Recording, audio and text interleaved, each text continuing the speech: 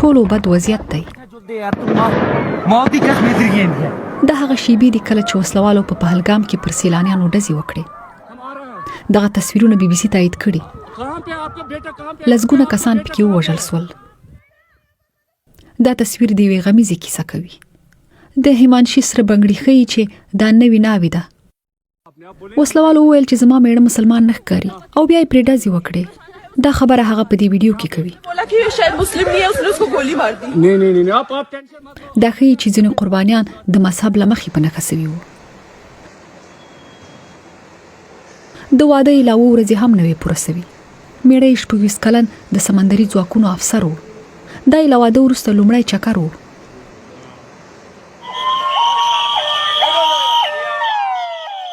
نږدې ټول وژل سوي کسان له کشمیره بهر د نورو ځایونو وو.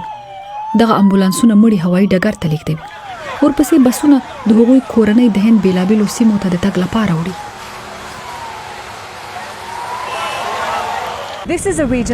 دغه سیمه له شخړو سره آشنا ده.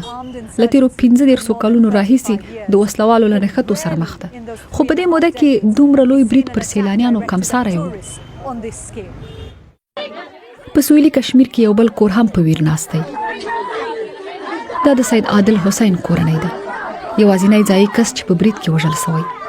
هغه سیلانیان پر اسونو سپرول او پهلګام ته یې بیول. ویل کېږي چې د یو سیلاني د ژغورلو هڅه کې وژل سوی دی. مور یې وایي اوس مو څوک نسته چې موږ وساتي. موږ نه پوهېږو له هغه پرته به څه کوو. د دغه غم او ویر له امله کشمیر یو ورځ تړل سوی و. دا د سرینګر مرکزي بازار دی. ځایي خلکو پر سړکونو لاریون وکړ او برید یې وغنده. دوی نارې وهي زموږ د میلمنو وژنه بنده کړئ. ما یو ځایي سوداګر میراج وپوښته چې ولې لاریون کوي. موږ له وژل شوو خلکو سره خواخوږي ښیو. دوی زموږ میلمانه وو. دا باید نوی پېښ شوي. موږ ټول هېښ شوي یو. عاملینو ته یې باید سخته سزا ورکړل شي.